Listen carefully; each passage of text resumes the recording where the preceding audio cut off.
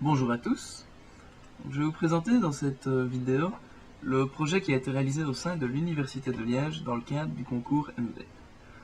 Le projet consistait à implémenter le protocole D-Star au sein du microcontrôleur MB, ce qui permettrait de pouvoir réaliser des communications D-Star sans devoir utiliser un appareil qui est directement dédié, tel que vendu par certaines firmes commerciales.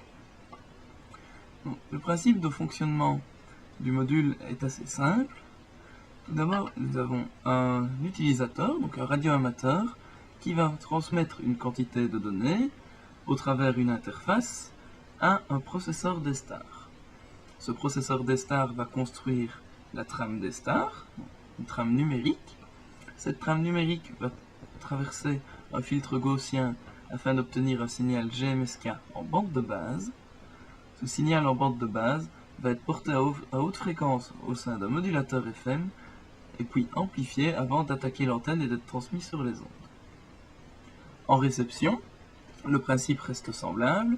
Le signal reçu à l'antenne va être démodulé dans un démodulateur FM pour obtenir un signal GMSK en bande de base.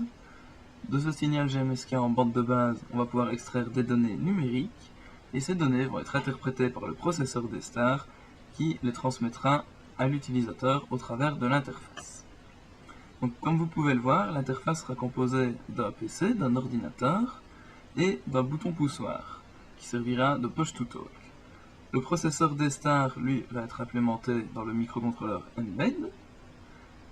Au niveau du modem GMSK en bande de base, c'est le CMX589A qui est utilisé. Et pour le transceiver classique, le choix s'est porté sur l'IC910H. En pratique, à quoi est-ce que cela ressemble? Donc voilà la carte qui a été réalisée pour le projet.